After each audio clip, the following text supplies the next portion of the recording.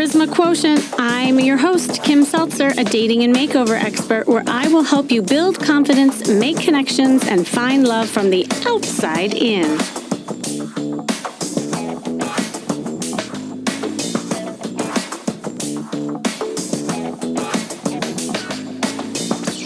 Are you totally burnt out and finding yourself avoidant of more dating rejection? The dating process is not always easy, and we know this. Sometimes you have a great run, you have great dates at first, good relationships, and then you may go through a slump, a series of bad dates, and worse yet, bad relationships. So here's what that might look like. Perhaps you feel you've made a connection with someone, but after a few chatty texts and even a couple of phone calls, they ghost you. Or maybe you've been on a first date and it hasn't led to the second, or you have a succession of really bad dates and eventually relationships, and then you feel disillusioned with the whole process and you just want to give up. You may think it's because you're boring, not good looking enough, not smart enough, not rich enough, or whatever not enough you can come up with at the moment, or even you just blame the opposite sex. There's no good men, there's no good women. I mean, there's all these things that kind of swirl in your head, but as a result, you develop this rejection mindset, especially when in a state of constant dating rejection. And you've probably heard about how being resilient can be beneficial to your mental health. Well, in the dating world, you need resilience more than ever. And when it comes to improving your dating life, there's one thing that will help you more than anything else, and that is emotional resilience. Resilience is something you cultivate, though, over time. It's like developing thicker skin. Things hit you, but they don't penetrate. You don't ruminate and wallow in it.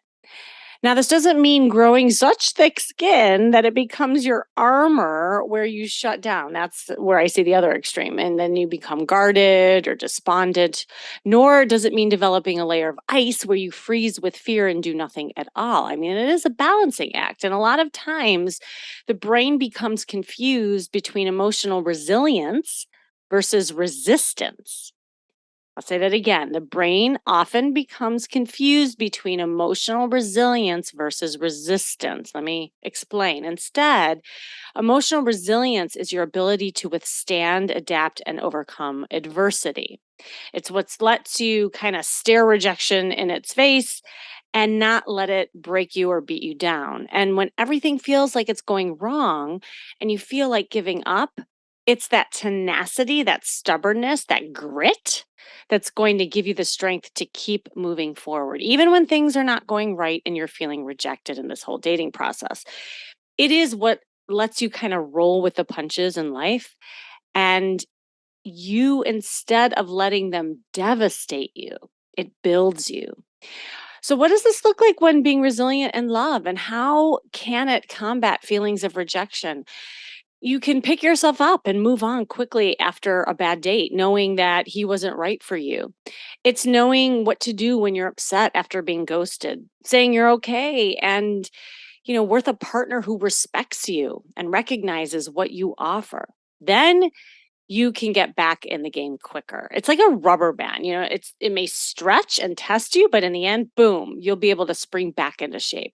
In essence, you need to develop healthy dating practices so that you become more resilient and positive when dating. So where do you start? It all starts with a phone call, often with me. There's this guy I worked with who had developed a very thick dating skin. Now, unfortunately, it wasn't the resilient kind, but rather the armor that kept women at a distance. And when he first spoke with me on that phone call, he said he wasn't really ready to date. He was going to delay coaching for several months until he was quote unquote ready. And I asked him what he meant by being ready. And he listed 1,000 excuses, such as, well, he's too busy at work and school. He needed to work on himself before being ready for a date, yada, yada, yada. And I challenged him. I asked him, how much time do you already waste preparing to be ready to date? And he realized after 35 years, he had a string of bad relationships and wasted a lot of time. That is when it hit him that he actually needed the coaching to help him be ready, work on himself, and create this space for dating. He needed my help in learning how to be more emotionally resilient with his dating experiences. So, the first thing was figuring out where the resistance was coming from. And after discussing his upbringing, I learned that he grew up in a really volatile and stressful home environment where his bipolar mom treated him as an emotional punching bag, and dad was emotionally unavailable and highly critical, saying that he was a failure. And on top of all that, he was diagnosed with a learning disability, and teachers even labeled him as autistic. So he felt completely unaccepted, misunderstood, made fun of. And he overcame a lot through the years by building his own self esteem through martial arts and therapy. But still, there was this tremendous difficulties finding love and dating, and understandably so, given where he has come from. So, guess who he was picking? Emotionally unavailable women who needed to be fixed. And so dating was really hard. And now working with him and developing better dating habits so that he can become more resilient dating and choosing healthier relationships. He's come a long way. He's armed now with more of a positive mindset. He has new clothes and a profile, of course, which is giving him that confidence. Dating with in kind of keeping in mind this data he wants to collect, and he's collecting tools along the way and exercises he has now that all has created room in his life and his mind to be ready to date. He's already asked out a ton of women. He's really understanding to combat rejection by realizing that these dates are all just experiences that will bring him closer to finding the right and available woman for him. He already has changed from being resistant to being resilient with all these experiences. So, you can combat dating rejection by becoming more emotionally resilient with practice and intention. And this is really important because let's face it, rejection hurts and it's real. And research has found that when you get rejected, it is the same areas in your brain that are activated as if you actually experienced physical pain. I mean, no wonder you want to avoid it. So don't let dating rejection deter you. Everyone experiences setbacks or failures now and again at work, with hobbies, and yes, their dating lives. But that doesn't mean you're a failure as a person. It just means you're human. And if you internalize your dating pitfalls, couching them as such, and act as though you are a failure, then that will be the message you send out to others, including romantic interests. Most people don't react well to pessimism or negativity, which would continue to feed that cycle of rejection. And that rejection mindset could be the very thing that is preventing you from finding love. So how do you take it, not personally? It's hard. I know what you're thinking. It's like, well, I get burnt out with this whole dating thing. And how do I keep going when I feel beat down? I'm totally drained and I don't want to subject myself to more pain. Here's the thing. It's a it's a mindset switch in the way that you think about it. Rejection and rejecting other people while looking for a match isn't something to feel badly about. It's just part of dating. That's kind of like the mindset you have to put yourself in. When other people reject you, it's crucial to maintain a perspective and understanding that rejection is it's just a given in the grand scheme of things. And when you're dating, it's going to happen. Everyone must choose between their options. Not everyone is for everyone. Not everyone's going to choose you, just as you will not choose everyone else. So, experienced a so called failure, such as not landing a date with your match you find appealing or you're getting dumped, it's universal. But the key is to find success and not let it get you down or give up on dating altogether. After a disappointment, you must get back up and try again with your head held high and just Be optimistic. That optimism and positive energy are so attractive to other people. And if you view yourself as a success, others will too. And when rejection inevitably happens, you won't feel rejected. Or if you do, you're just not going to care that much. You can combat dating rejection by becoming more emotionally resilient with practice and intention. And I want to go through 4 ways to reframe rejection into something more positive and efficiently combat your ruminating thoughts and become more resilient. All right, ready? So the first one is patience.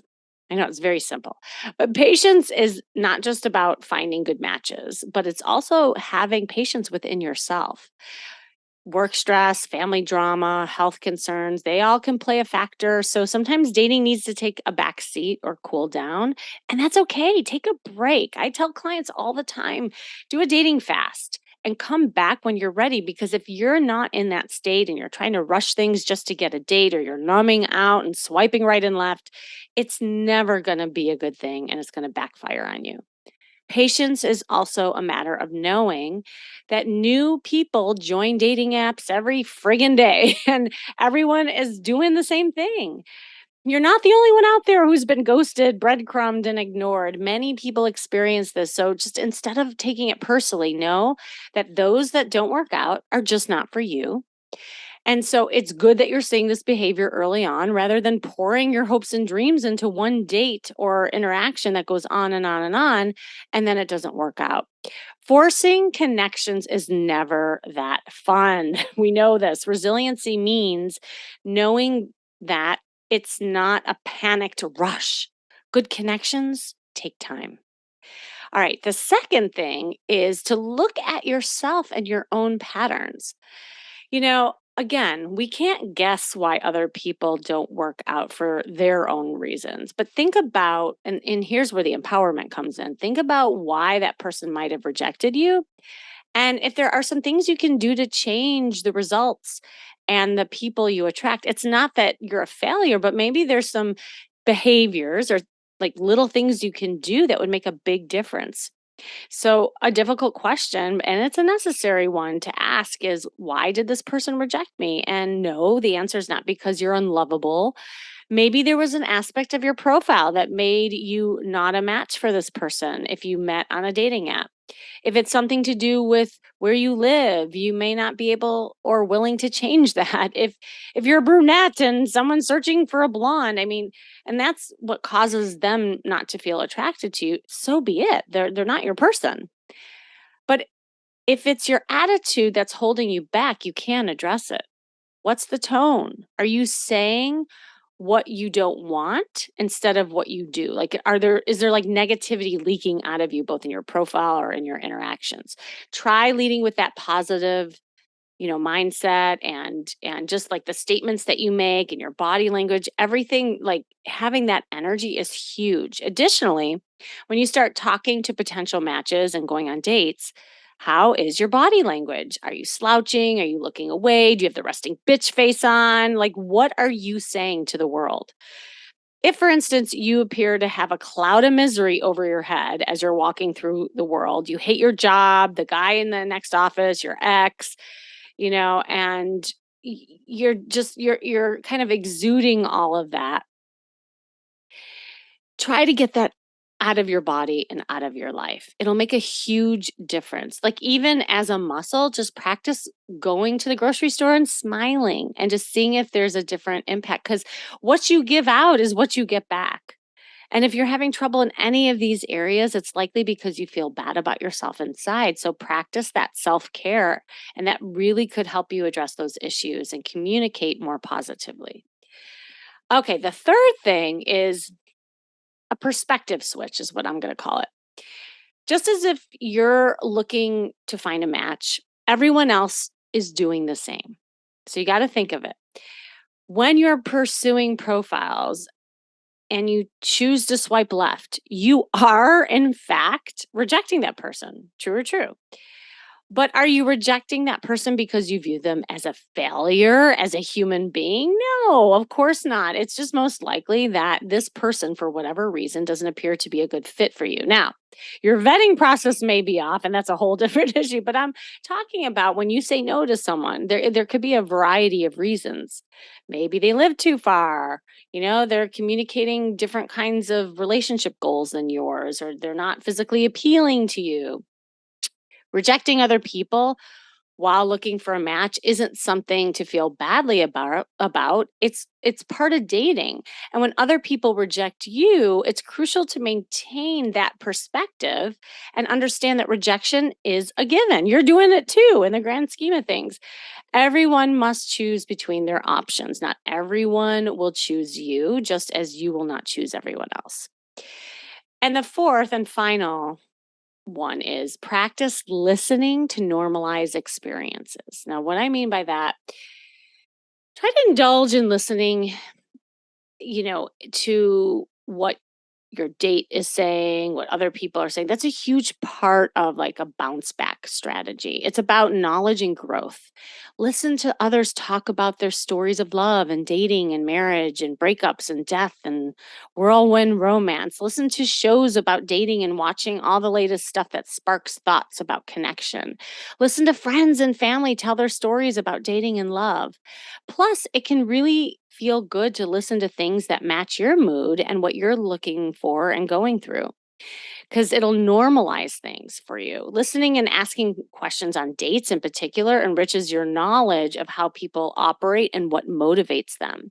If you allow yourself to be open, right, to listening to all that, you're going to be a great date. And instead of feeling stuck in the why me mode, you'll be more present and enjoy the ride and really connect with that person. Even if it doesn't work out, just listen more and then lean in and really hear it. Okay, hope that was helpful and just kind of think about those things for yourself as you're going through all this dating burnout and rejection. I want to read to you a letter that I recently got that actually inspired me to do this episode because I did have a call with her later on. She said, this is from Miriam. I really want to have a love life again and be treated better than before. I want men and people in general to stop ignoring and rejecting me. It seems like I have blocks in almost all areas of my life, and I'm not sure what they are or how to break through to attract a great man in my life. Ah, Miriam, it's an awful feeling when you are in a constant state of feeling knocked down, ignored, and rejected. And it just feeds into probably your limiting belief that you can't find love and you're feeling stuck, you're feeling frozen. But that's what it is. It's a limiting belief because the truth is what is true in one area of your life leaks into others. And it sounds like negativity is breeding negativity in all aspects of your life, not just dating. It's like what I was saying before. There's signals you're sending out, you're not feeling good, and it's like this loop you're in with this negativity loop. There may be things about your body language or the way that you're saying things that are subconscious, but nonetheless, it's sending the negative signals out to potential dates and friends. So, the first thing is to reset your mindset into one that is of abundance and positivity. And one way I do this with a lot of my clients is to do a daily brag of something you love about yourself and a gift of gratitude around something you are grateful for. If you do this every day and you create a ritual for yourself, you are literally programming your brain for positivity.